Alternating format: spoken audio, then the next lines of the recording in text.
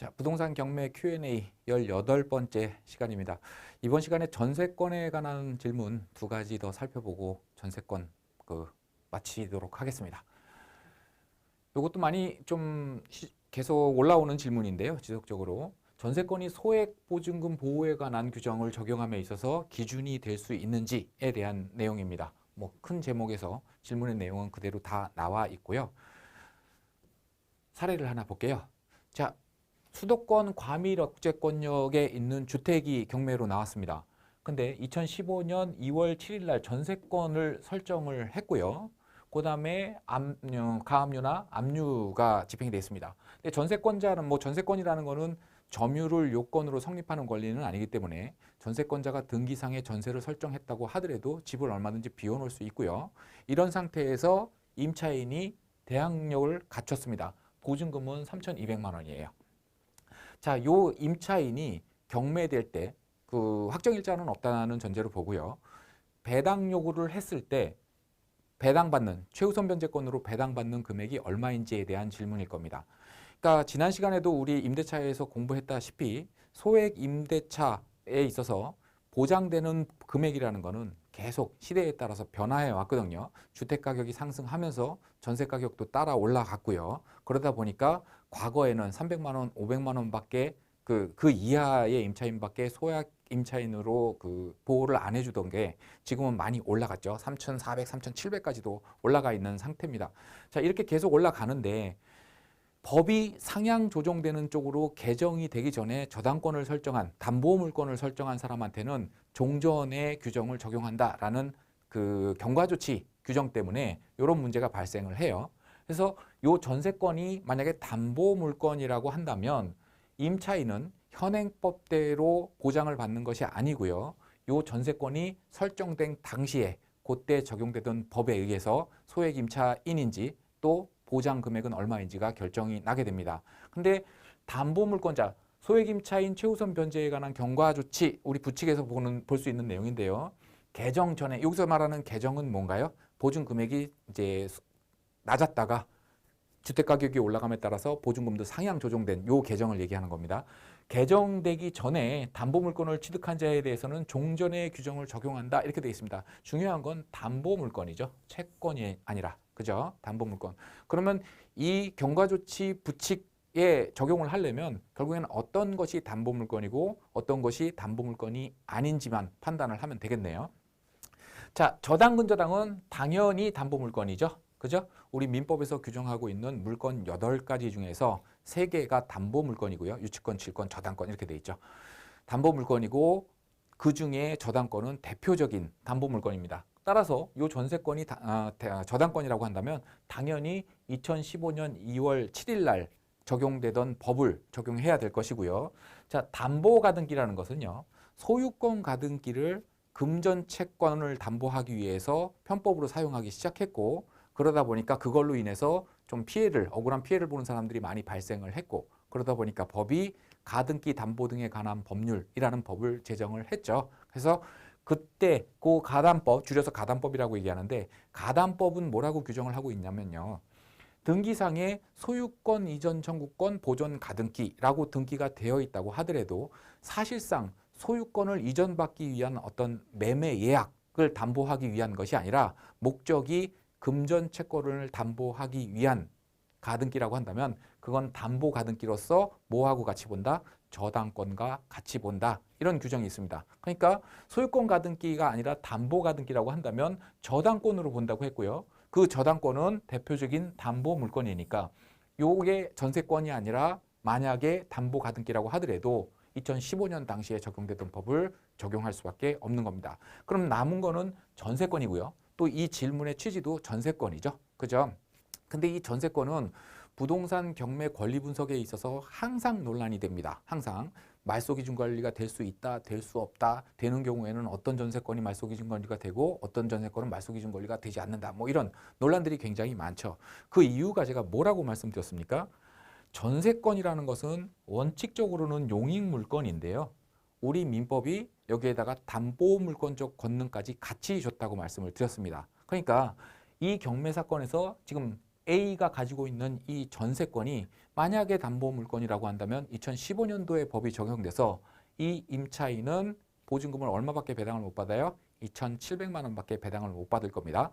2015년 2월 7일 그때 당시에 적용되던 그 소액임차인에 대한 금액은요. 수도권 과밀 억제권역이 8천만 원 이하일 때 2,700만 원까지였거든요. 근데 만약에 전세권이 담보물건이 아니라고 한다면 기준이 될 수 없고 결국에 이 임차인은 3,400만 원을 배당받을 수 있게 됩니다. 결국에는 이 전세권이 용익물건이냐 담보물건이냐의 차이인데요. 어떤 때 용익물건으로 보고 어떤 때 담보물건으로 봐요? 경매 절차에서 이 전세권자 A가 아무런 조치도 취하지 않았다라고 한다면 원리 원칙대로 원래 본질대로 용익물건으로 보기 때문에요. 소액 임대차의 어떤 경과 조치에 적용 기준이 될 수가 없고요. 경매 신청 채권자이거나 아니면 경매 절차에서 적법하게 배당 요구를 한 경우에는 그때는 또 저당권과 같은 효력을 발휘하기 때문에 담보 물건으로 보는 게 맞고요. 그럴 때는 기준이 됩니다. 그래서 결국에는 요 임차인은요. 자기가 2,700만 원을 최우선 변제 받을 수 있을지 3,400만 원을 최우선 변제 받을 수 있을지는 뭐에 따라 달라져요? 전세권자가 배당 요구를 했느냐 안 했느냐 이 경매 사건에서 그거에 의해서 달라집니다. 그러니까 단순히 암기하지 마시고요. 경과 조치가 어떤 법에 어떤 근거에 의해서 나왔는지를 좀 봐야 되고요. 그 근거에서 분명히 담보물건이라고 표시를 하고 있으니까 먼저 설정된 권리들이 담보물건인지 아닌지를 판단을 해야 되겠죠. 여기 물론 임차인이 대항 요건을 갖추기 전에 가압류도 집행이 됐고요. 압류도 집행이 됐습니다만 가압류와 압류에 대해서는 논란의 여지가 없죠. 이거는 당연히 담보물건이 아닙니다. 근데 이럴 때는 용익물건, 이럴 때는 담보물건 이렇게 수시로 그 형태를 바꾸는 전세권이 문제가 되는 겁니다. 이렇게 이해하시면 되겠습니다. 자, 다음 사건 한번 볼게요. 전세권을 경매로 낙찰받을 경우 보증금 반환 채권과 연체 차임이 상기될 수 있는지 전세권을 경매로 낙찰받는다? 좀 생소하신 분들도 계실 겁니다. 질문을 하나하나 좀 분석을 해볼게요. 질문 자체가 조금 이해하기가 어려우실 거예요. 전세권을 경매로 낙찰받을 경우 전세권을 경매로 낙찰받아? 우리가 일반적으로 부동산 경매하면 입찰해서 부동산을 사죠. 취득하죠. 정확하게 얘기하면 그때 부동산을 사는 게 아니라 뭘 사는 겁니까? 그 부동산의 소유권을 취득하는 겁니다. 그죠? 소유권. 근데 소유권과 같이 이 전세권이라는 거, 저당권이라는 거 이런 것도 다 그 재산권 중에 하나이기 때문에요. 어떤 금전채권으로 담보를 할 수가 있습니다. 그래서 그 전세권을 임차인이 세입자가 어떤 아파트의 전세권을 설정을 하면서 전세보증금이 없어요. 이게 임대차 계약이라고 한다면 우리 뭐 국가에서 운영하는 그런 전세자금 대출이 많이 있죠. 그죠? 그거를 받아서 전세자금을 납부하면 되는데 전세권 설정을 하게 되면은요. 금융기관에서 대출을 받았을 때 이 전세권에 대한 근저당권을 설정을 합니다. 우리가 일반적으로 부동산 등기부등본에서 발견하는 거는 소유권의 터잡은 저당권이죠. 근저당권. 그죠? 근데 요 전세권도 하나의 재산권이기 때문에 전세권에 터잡아서 근저당권 얼마든지 설정될 수 있고요. 좀 이따 사례 하나 보여드릴 겁니다. 그렇게 됐을 때 전세권자가 그 대출금, 원리금을 상환하지 않게 되면 저당권자는 그 저당권을 실행할 수 있고요. 이때 저당권의 효력이 미치는 범위는 소유권이 아니기 때문에 그 경매 사건은 부동산의 소유권을 매각하는 것이 아니라 저당권의 효력이 미치는 전세권을 매각하는 겁니다. 그런 경매 사건에서 낙찰을 받을 경우 만약에 전세권자와 집주인이 전세권 설정자라고 얘기하죠. 집주인이 월세 계약을 하고 그 월세 계약의 보증금에 대하여 전세권을 설정한 것이라면 이렇게 돼 있습니다. 이게 주택 같은 경우에는 이런 경우가 많지는 않은데요. 상가 건물 같은 경우에는 이런 경우가 많이 있습니다. 예를 들어서 어느 지역에 굉장히 큰 커피숍이 있습니다. 그래서 보증금 그 2억에 월세가 800만 원이다. 이러면 환산보증금이 얼마죠? 10억이 되죠. 그죠? 월세 곱하기 100 더하기 보증금 하니까 10억이 되고요. 이 10억짜리 임대차는 상가건물 임대차 보호법에 적용이 안 됩니다. 그래서 확정일자를 받기 위해서 세무서를 가봐야 상가건물 임대차 보호법의 적용 대상 임대차가 아니기 때문에 여기에는 확정일자를 찍어줄 수 없습니다. 라고 얘기를 하고요. 설령 실수로 확정일자를 받았다고 하더라도 경매 절차에서 우선 변제권이 인정되지 않습니다. 그러다 보니까 임차인 입장에서는 세입자 입장에서는 이 2억 나중에 경매됐을 때 보증금 2억을 우선 변제 받을 방법이 없죠. 그러니까 상가건물 임대차 보호법이 아닌 민법의 규정에 의한 전세권을 설정하는 경우가 굉장히 많아요. 근데 우리가 일반적으로 전세라는 거는 월세가 없는 거죠. 그죠? 전세권이라는 거는 보증금만 지급을 하고 전세 기간 내에 거주 또는 사용 수익하다가 만기가 됐을 때 전세 보증금을 돌려받아 갖고 나오는 게 전세권이에요. 근데 보증금 이역을 담보하기 위해서 사실상은 월세 계약이지만 그 이역에 대해서 전세권을 설정을 한 거라면 이 내용입니다. 현재의 전세권자가 월세를 지급하지 않으면 일반적으로 임대차에서는 월세 지급 안 하면 나중에 보증금 돌려줄 때 그죠? 월세 상계하죠. 손해배상 채권 상계하죠. 뭐 관리비를 밀려서 안 냈다 그러면 그것도 상계를 하죠. 그럼 나머지 금액만 집주인이 돌려줍니다. 아파트 관리비, 월세나 아파트 관리비를 납부하지 않을 경우에 집주인은 반환하는 보증금에서 연체된 월세나 관리비를 공제할 수 있는지요? 야, 질문도 이해하기가 어렵습니다. 이거 실제 한번 사례에 맞게 나온 건데요. 질문이.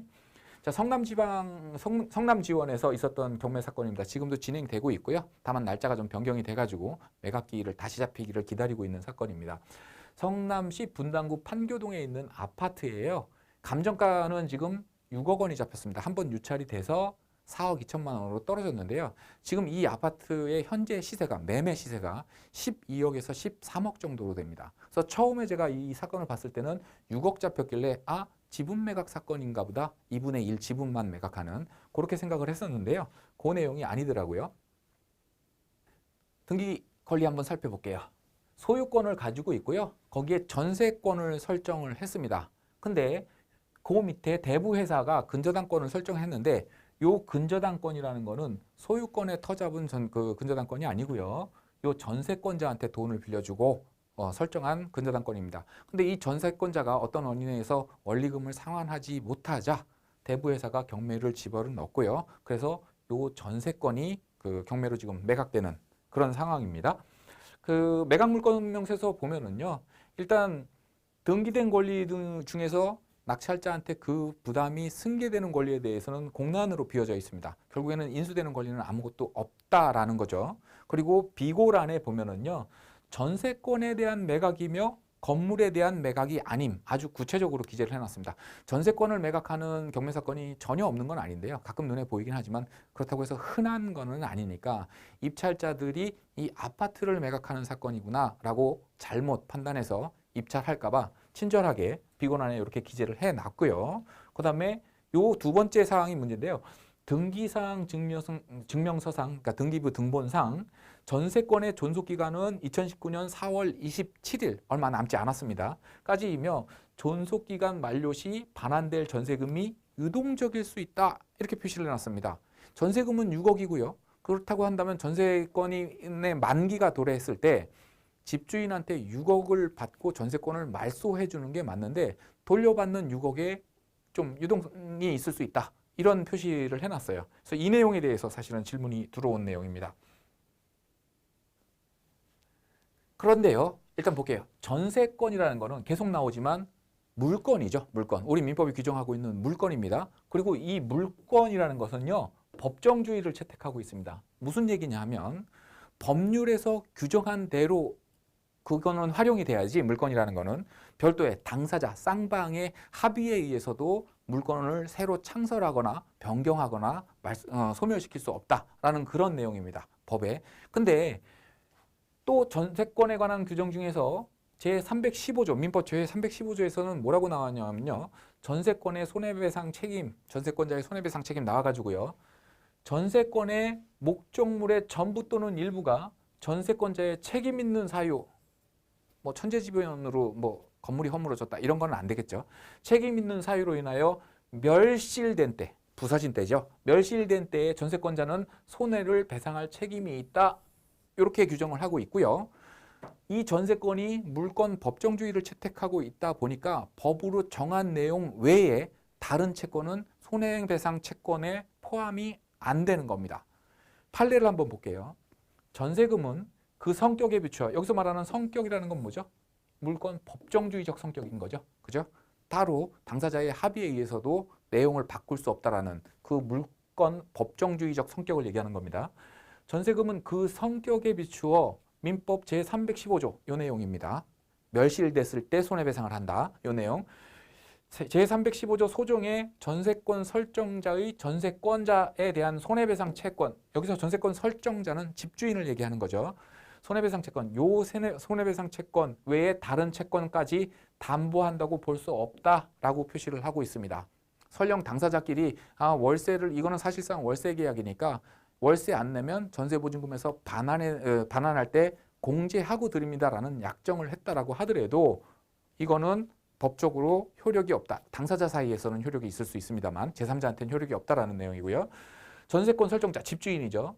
집주인이 전세권자에 대하여 위 손해배상 채권 외, 여기 멸실에 대한 손해배상 채권 외에 다른 채권을 가지고 있다고 하더라도 다른 특별한 사정이 없는 한 이를 가지고 전세금 반환 채권에 대하여 물상 대위권을 행사한 전세권 저당권자의 상계 등으로 대항할 수 없다. 이렇게 되어 있습니다. 그러니까 쉽게 얘기하면요.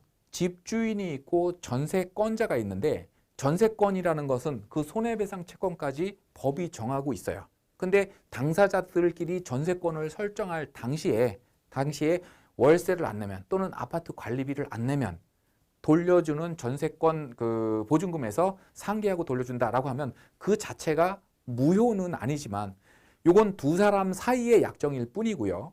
전세권의 터잡아 근저당권을 설정한 이 근저당권자는 제3자가 되겠죠. 제3자. 이 제3자는 두 사람이 어떤 약정을 했는지 알 수 있는 방법이 없고요. 그렇다고 한다면 법정주의에 따를 수밖에 없다. 그래서 당사자끼리는 월세를 공제한다라는 내용이 있다고 하더라도 대항할 수 없다라는 그 내용입니다. 자, 사실상 월세 계약인 경우에 대한 그 판례도 또 있습니다. 실제로는 전세권 설정 계약이 없으면서도, 그러니까 월세 계약인 거죠. 임대차 계약에 기한 임대차 보증금 반환 채권을 담보한 목적으로 임차인과 임대인 사이의 합의에 따라서 임차인 명의로 전세권 설정 등기를 격려한 경우 이렇게 되어 있습니다. 길게 아주 명확해야 되기 때문에 판례라는 것은 길게 표시를 했습니다만 사실상 집주인과 세입자가 월세 계약을 하면서 월세 보증금을 담보할 목적으로 전세권을 설정한 경우 이렇게 줄여서 설명이 가능합니다. 그 전세권에 대하여 근저당권이 설정된 경우라면 설령 위 전세권 설정 계약만 놓고 보아 그것이 통정 허위 표시에 해당하여 무효. 통정 허위 표시는 뭔가요? 서로 쌍방이 합의해서 사실이 아닌 의사 표시를 한 거죠. 대표적인 경우가 어떤 경우가 있습니까? 내가 아파트를 하나 더 취득을 해요. 근데 이미 저는 주택을 많이 가지고 있습니다. 그럼 세금을 좀 많이 내야겠죠. 그죠? 종부세를 낼 수도 있고 어떤 취득세에서도 분리할 수도 있고 양도세에서도 또 분리할 수 있습니다. 이런 경우에 제가 알고 있는 친구가 전혀 무주택자입니다. 집이 전혀 없어요. 그리고 앞으로 집을 살 계획도 없습니다. 이럴 때 친구한테 가서 야, 내가 아파트를 하나 더 사는데 나는 세금이 많이 나오니까 네 이름으로 하자라고 얘기를 합니다. 그래서 이 친구가 오케이 그러자라고 한다면 통정 허위 표시에 해당이 됩니다. 어떤 한 사람이 일방적으로 허위 표시를 해서 상대방이 그 허위 표시에 속아서 기망당해서 어떤 법률 행위를 한 것이 아니라요. 합의하에 쌍방이 통정하여 허위를 표시한 거죠. 이런 거는 우리 민법이 무효라고 규정을 하고 있습니다. 여기서는 월세 계약인데 전세권 설정 등기를 했으니까 사실이 아닌 거를 표시한 거죠. 그래서 통정 허위 표시에 해당하고 그거는 무효이다. 그죠? 무효라고 하더라도 이로써 위 전세권 설정 계약에 의하여 형성된 법률 관계를 토대로 별개의 법률 원인에 의하여 새로운 법률상 이해관계를 갖게 된 근저당권자. 이것도 또 길게 설명했습니다만 요 전세권의 근저당권을 설정한 자 이렇게 줄여서 생각하시면 됩니다. 그와 같은 사정을 알고 있었던 경우 중요합니다. 그와 같은 사정을 알고 있었던 경우에만 그 무효를 주장할 수 있다. 그러니까 원칙적으로는 이 통정 허위 표시, 다시 말해서 전세권 자체의 무효를 주장할 수는 없지만 그 전세권에 제3자가 개입이 됐다라고 한다면 이 제3자를 보호하기 위해서 무효로 대항할 수 없고요. 무효로 대항을 하려면 어떤 경우 근저당권자 또한 저당권자 또한 이 전세권이 사실상 월세 계약인데 그냥 보증금을 담보하기 위해서 허위 표시로 전세권을 설정한 것이구나라는 것을 저당권자 또한 알고 있었던 경우에만 무효로 할 수 있다. 이렇게 표시를 하고 있습니다. 자, 그렇다고 한다면 앞에 봤던 그 경매 사건에서 내가 이 전세권을 낙찰을 받는다. 전세권을 낙찰받으면은 수익을 아주 안정적으로 낼 수 있거든요. 예를 들어서 아까 봤던 사건에, 좀 전에 봤던 사건에 전세권은 6억이고요. 몇 개월 후에 만기가 도래합니다. 그 얘기는 무슨 얘기냐면 내가 전세권자가 되면 몇 개월 후에 집주인으로부터 6억 보증금을 돌려받는다는 얘기인데, 경매 사건에서 예를 들어서 이 주택을 5억 5천에 취득을 했다라고 한다면 몇 개월 만에 5천만 원을 버는 셈이 생기는 거고요. 그죠? 그런 계산이 나오는 거고요. 근데 만약에 월세 밀린 게 7천만 원이다. 그걸 만약에 상기할 수 있다라고 한다면 돌려받는 돈은 5,300에 불과하기 때문에 오히려 2천만 원을 잃어버릴 수도 있는 겁니다. 그렇기 때문에 근저당권자가 이 전세권에 터잡은 저당권자가 요게 통정 허위 표시라는 걸 알았는지, 또 통정 허위 표시가 맞는지에 대한 분석이 필요합니다. 그래서 저당권자한테 뭐 찾아가든가 전화 통화를 해서요, 요 전세권 설정되어 있는 게 혹시 월세 계약을 담보하기 위해서 설정된 전세권은 아닌가요? 라는 거를 좀 물어보고요. 아니요, 전혀 그렇지 않다. 이건 전세 계약이 맞다라고 한다면 그거는 전세 계약이 맞거나 설령 월세 계약이라고 하더라도 저당권자는 알지 못했던 거니까 입찰해도 안전하다, 이렇게 볼 수 있습니다. 그러나 이거는 이론적인 얘기고요. 저당권자가 허위로 나한테 얘기를 해줄 수 있죠. 아, 이거 월세 계약인데요, 월세 밀린 건 몇 천만 원 돼요 라고 얘기를 하면 내가 입찰을 안 하니까, 입찰을 해서 높은 가격에 낙찰이 돼야 결국에는 저당권자가 많은 돈을 배당받을 수 있을 텐데, 그 많은 돈 배당받기 위해서 허위로 나한테 얘기를 해줬다라고 한다면 입증의 문제는 별도로 또 있습니다만, 요 전세권이 설정될 당시에, 그때 당시에 4년 전입니다. 그때 당시에 이 주택의 전세 가격으로 봤을 때는 월세 계약을 전세권으로 허위 표시한 것은 아니라고 보여집니다. 전세권이 맞는 것 같습니다. 그러니까 그렇게 전세권이 맞다라고 한다면 결국에는 어떻게 돼요? 낙찰 받았을 때, 아파트니까 또 지은 지 판교 신도시에 있는 아파트입니다. 지은 지도 얼마 안 됐어요. 이게 멸실될 일은 없겠죠. 설령 멸실된다고 하더라도 어떤 전세권자의 책임 있는 사유는 아니겠죠. 뭐 지진이 크게 난다든가 이러면 또 모를까. 그죠? 전세권자가 뭔가를 잘못해서 아파트 중에서 한 개 호실만 멸실시킨다. 거의 물리적으로도 불가능한 일입니다. 그러니까 전세권이 맞고, 그다음에 그렇다고 월세 계약 아니고 월세 계약이라고 하더라도 상기할 수 없고 연체 관리비까지도 상기할 수 없으니까 요거는 결국엔 낙찰 받으면 의도한 수익을 의도한 때에 낼 수 있는 아주 좋은 경매 사건이다. 그렇게 보실 수 있습니다.